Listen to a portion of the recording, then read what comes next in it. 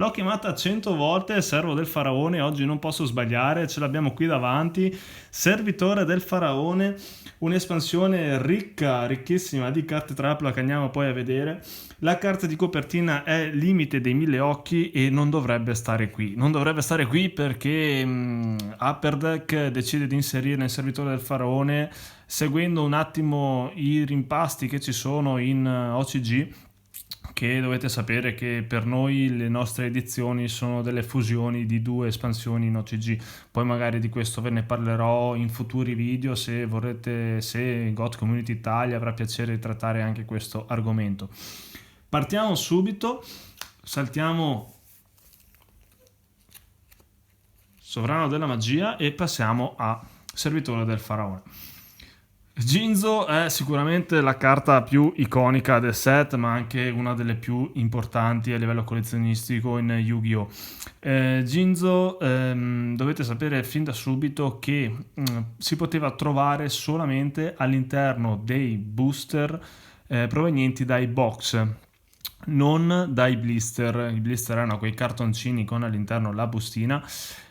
All'interno dei blister si poteva trovare solamente Ordine Imperiale, non Jinzo. Jinzo si poteva trovare solamente all'interno dei box. Questa è una curiosità che sanno in pochi, ma adesso la sapete tutti.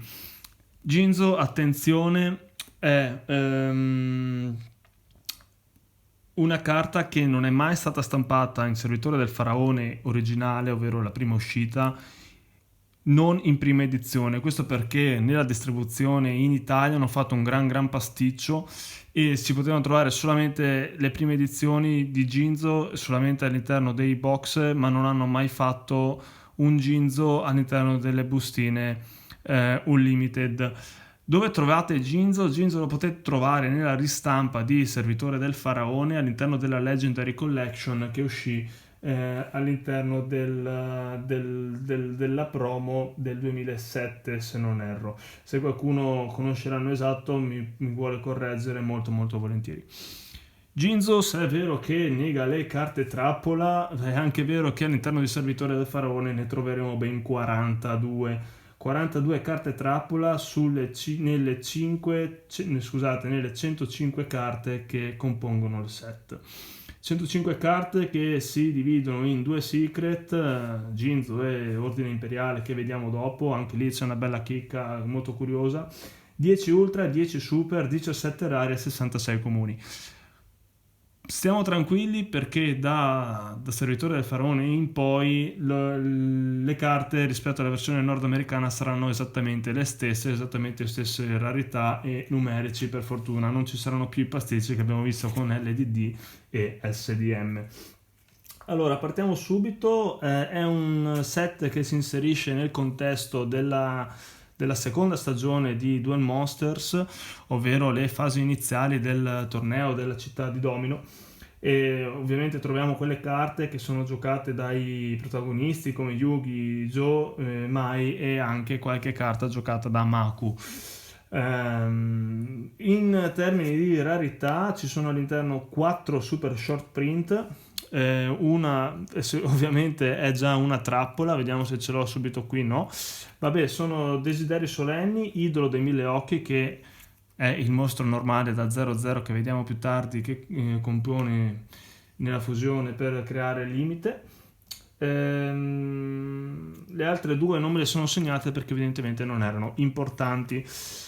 Come potete vedere, la carta trappola la fa da padrona, riservandoci una delle più importanti, che è il richiamo del posseduto.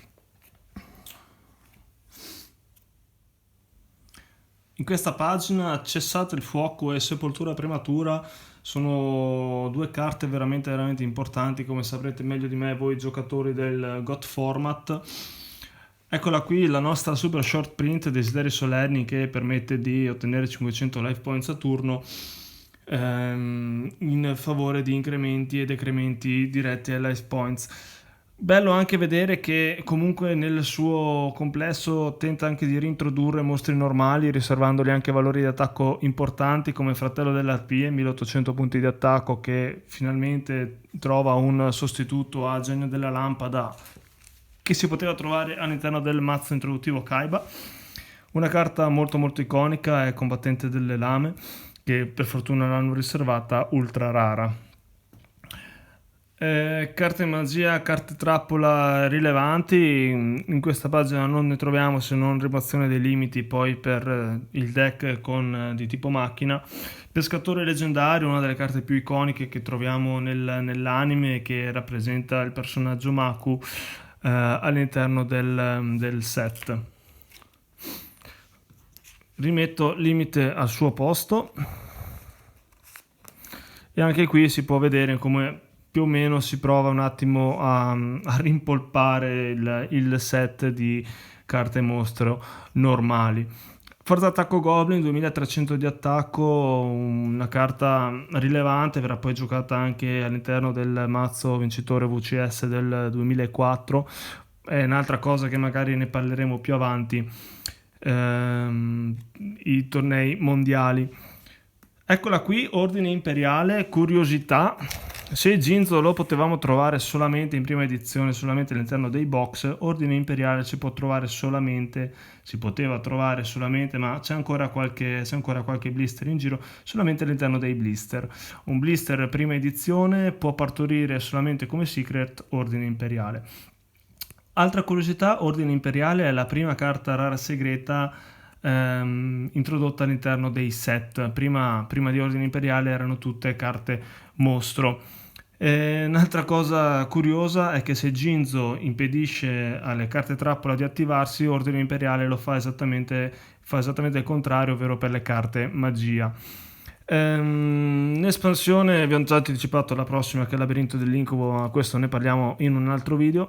È un'espansione che non è né carne né pesce secondo me, perché comunque a parte quelle carte che vi ho evidenziato non contiene all'interno carte specifiche o utili se non 3-4. Ecco, un'altra curiosità è Fratello delle Arpie. So che dal punto di vista del gioco non serve a niente, però mi fa piacere dirvela lo stesso, non c'entra assolutamente niente con il deck delle arpie. È stato tradotto forse in malo modo nell'anno 2003-2004, perché comunque la sua traduzione esatta era uomo alato, uomo uccello. Non trovo nulla di più interessante, oltre a cappelli magici, magari una delle carte più iconiche che funziona esattamente in maniera differente rispetto a come lo fanno vedere nell'anime. Un bel set, però tolte le 4-5 carte nel complesso non è, come detto prima, secondo me non è né carne né pesce. Se avete altre pareri, altre richieste, altre domande, non esitate a lasciarmele nei commenti, sarò felicissimo di rispondere a tutti. E se avete qualche suggerimento per i prossimi video, sono ben accetti. Io sono Rerunter Italia. Grazie per avermi seguito, trovate la mia pagina su Instagram e noi ci vediamo al prossimo video, come vi ho già accennato prima, con Labirinto dell'Incubo.